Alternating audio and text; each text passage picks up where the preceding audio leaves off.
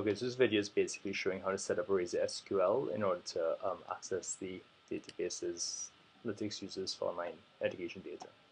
Okay. Sorry. So we click on click to connect to a database. And now we're going to create a new connection profile. Okay. And it's already ready for that. And we're going to select on the left column the MySQL. Okay, cool. And then continue. Okay, it's offering to and say yes. I think I did that and it was fine.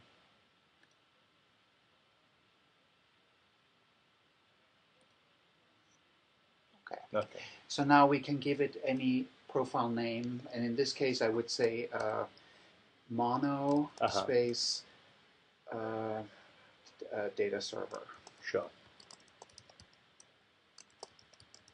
Get space is okay, I guess. Yeah, it's just a name for you. Okay, and then the authentication section, login Joseph. Okay. And then I'll put the password that we agreed on. Under host, you put mono.stanford.edu. Okay, 1 second. I'm just writing this down so we can then go into Google Doc easily. Mono.stanford.edu. Yeah.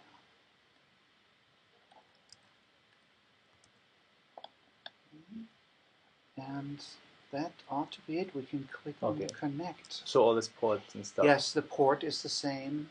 It's the standard 3306. Okay, that's ready. And the database name, it'll just go into test and then your default. Okay, cool. That's it. Connected starts now. I'll just do it whenever I open it. Probably, yeah. And that defaults all that is good. Yeah.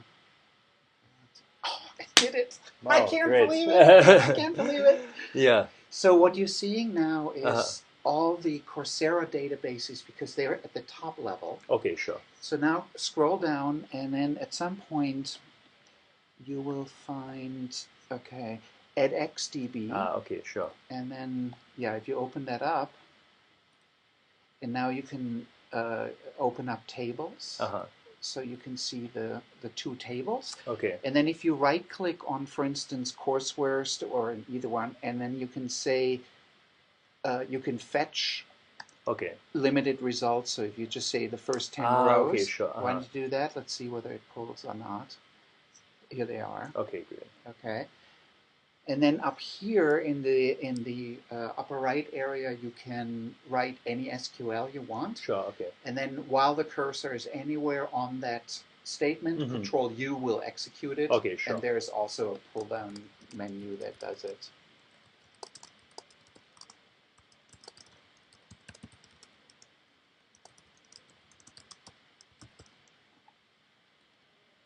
Yeah, that one, I guess. Yeah. Cool. Yeah, I mean that one actually execute, but right. Yeah. And then, so that was the edXDB.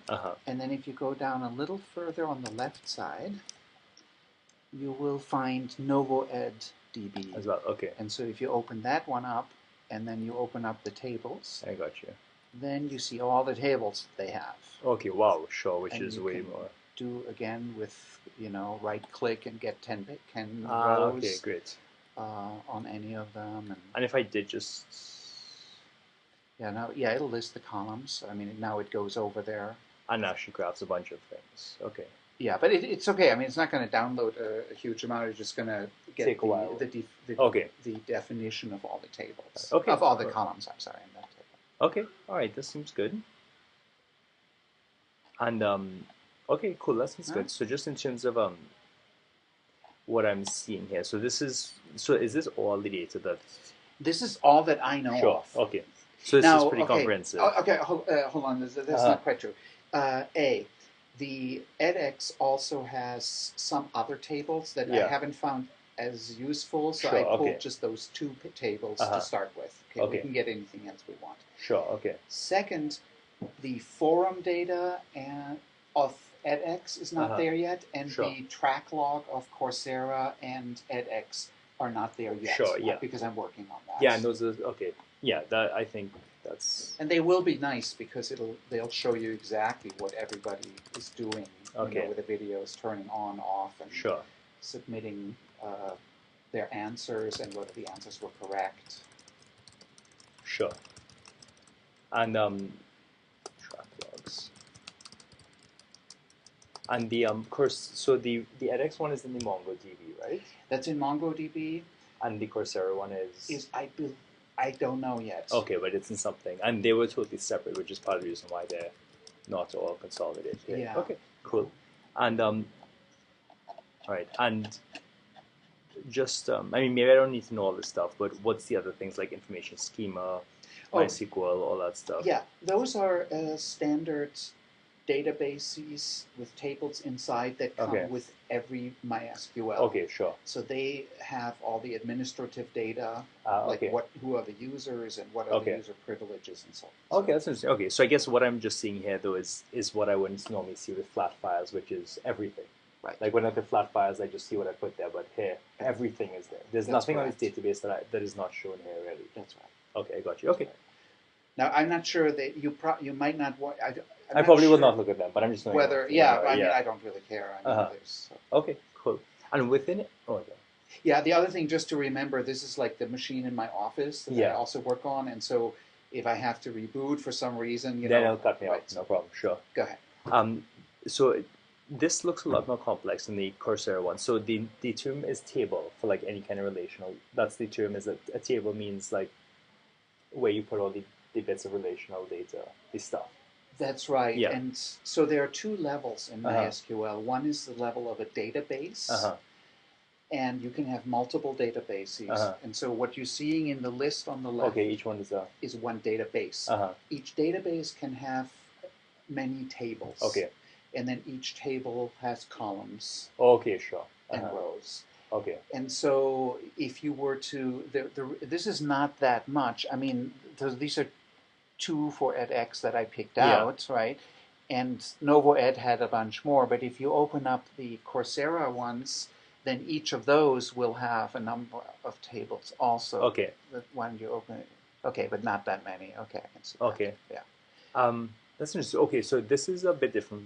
What is the views and procedures, functions, triggers, index constraints? So those are sort of more advanced features you can use in MySQL.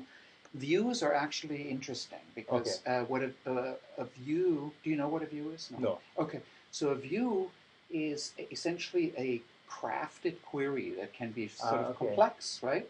But it creates for you a virtual table. Okay. So the result of that query, it gets a name, and then you can treat that virtual table as if it was a real table. Sure. You can select over it. You can do anything you want. But you don't have to remember that complicated query. I got you. Okay, cool. You know. Okay, that's. And what's also nice is that when the underlying data changes, so-called base data, then your view will update. Okay. It's called view maintenance. So then great. It's sort of a live connection. Okay, cool. Perfect. And I can look up the other ones. I was just placing. Yeah, the other ones, a trigger, for instance, you can. I've not played with that. That's usually if you want a procedure, a function, a piece of program to run when a certain change occurs in the database. Okay. So like when somebody updates a grade, you also want something else to happen. Sure. That's called a trigger. Okay, cool. Okay. Well, that's good. I don't want to bug you with all these UV questions. I enjoy it. Okay, you don't finally know something, Okay, no, this is great. And is this something I'll Google for stuff, but is there something you recommend for learning Razor SQL or any documentation or anything? No. I mean, I think their own documentation under the help is I think reasonable. Oh, the help. Okay. So, well, that's informative because many people's help menus are not very useful. Yeah, I know. So, so this one could be useful. Okay, cool. That sounds good. And I'll add all this into the Google Doc, because this way, like once I'm done, next person can just follow it on, That's great. And, okay, so I think that seems to cover most of the things. I'm just wondering. Okay, so for example, just to do a comparison. That's right. Yeah. Just so I can see how these two things map, because some people will use both. So when we, let's go here in Coursera, there's a structure, content, relations, all that. So they're just actually showing the things like triggers in a different way. I'm just wondering. I have no idea. I see. Well, actually, I guess you only decided this, so it may not. I have never seen that one. Yeah. Okay, so sure. I can't comment on that. Okay, cool. Yeah, but this is good. And so at least I can start from there. Yeah, and how would you know? So this is a good way for me to kind of view the data. If I was going to start like running scripts and so on it, I guess maybe I can just look it up. But I'm guessing that I write like some script in code and it would plug in some way to this browser. Or would I just when I write my scripts, will go directly to the server? What scripts in what? Like language? In Python. Oh, okay. So I have not played. Look under tools, could you? And then you see these languages, and one of them is Python. And I think that's it, but I haven't tried that. Sure, okay, so that's probably it. And when they say local web server, has it basically created a web server on my computer once I open this thing up? Or is that not local web server? I am not sure what that is. No, that's probably separate. Okay. So, but if I execute a program, it would, it has an API so you can access all that. Okay, great. Cool. I think I'm good to go. And then things like what's nice is if you, I think, right-click on the result, you can save the whole results. Okay. You can select particular pieces and copy and paste them out. Okay. Little things. Sure, and copy and paste to like another program, or you mean to some kind of workspace here? No, to another program. Okay, sure. Or to a Word file, or whatever. Okay. All right, cool. Yeah, this was great. Nice. Huh? Cool. I thought, yeah, I'll present some things about basics of databases too, because I have to learn it now. So. Okay. I'll put it up. And I'm happy to answer questions. Okay, great. That would be super helpful. What I'll try to do to be efficient is I'll read the basic thing, then I'll come to you with questions. Yeah. Or like ask you for like overall framework, like what you did here, and then it's much quicker when I then go to documentation because I kind of know like the overall lay of the land. Okay. Yeah. Cool. All right, great. Thanks a lot. Okay. I'm so glad this worked. This is I had to futz around with the database. Yeah, I appreciate to get this to get you to be able to log in from elsewhere and so on. But now I know I'm going to write this down as. Well, thanks a lot for setting it up. See you there.